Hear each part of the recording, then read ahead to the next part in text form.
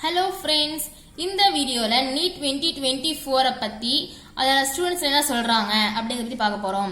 NEET 2024 வந்து NEET 2023 compare பண்ணும்போது கொஞ்சம் டிஃபிகல்ட் லெவல் கொஞ்சம் அதிகமா தான் இருக்கு. ஏன்னு பாத்தீங்கன்னா பிசிக்ஸ்ல வந்து சில क्वेश्चंस வந்து கொஞ்சம் யோசிச்சு கொஞ்சம் கான்செப்ட்ஸ்லாம் கொஞ்சம் டெப்தா கேட்டிருக்காங்க அப்படின்னு ஸ்டூடண்ட்ஸ் சில பேர் சொல்றாங்க. இதுக்கான ஆன்சர் கீயை வந்து இந்த வீடியோ நம்ம பார்க்கலாம் வாங்க.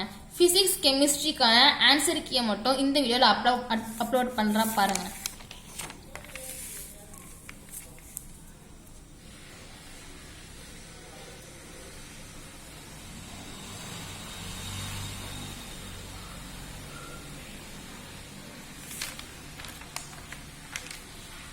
இப்போ நீங்க நீட்ல நீங்க கடைபிடிக்க வேண்டிய ட்ரிக் என்ன அப்படின்னாக்கா, நீங்கள் எடுத்தோடனே வந்து இந்த ஃபிசிக்ஸ்லாம் நீங்கள் அட்டன் பண்ணுறதை வந்து நீங்கள் அவாய்ட் பண்ணணும்.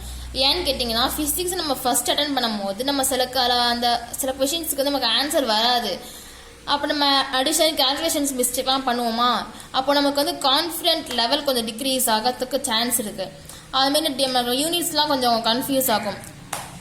ஸோ நம்ம எடுத்தோடனே ஃபிசிக்ஸை அட்டன் பண்ணுறதை விட நம்ம பாட்டனி சுவாலஜியை நம்ம கம்ப்ளீட் பண்ணி முடிச்சதுக்கப்புறம் கெமிஸ்ட்ரிக்கு போயிட்டு அதுக்கப்புறம் நம்ம ஃபிசிக்ஸ்க்கு வந்தோம்னா கொஞ்சம் பெட்டராக இருக்கும்.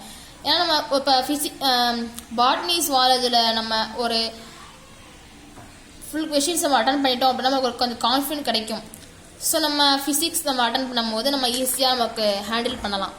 நம்ம எடுத்தோடனே ஃபிசிக்ஸ் அட்டன் பண்ணும்போது நமக்கு கொஞ்சம் ஸ்ட்ரகிள்ஸ்லாம் இருக்கும்.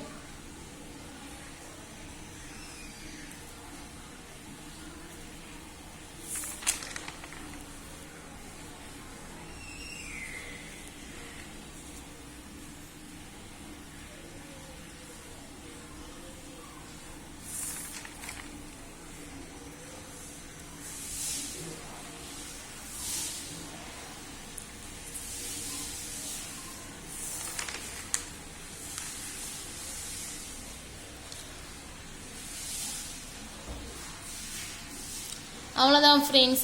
நெக்ஸ்ட் வீடியோவில் பாட்டனி அண்ட் சுவாலஜிக்கான ஆன்சர் கீயாக பார்ப்போம். தேங்க்யூ.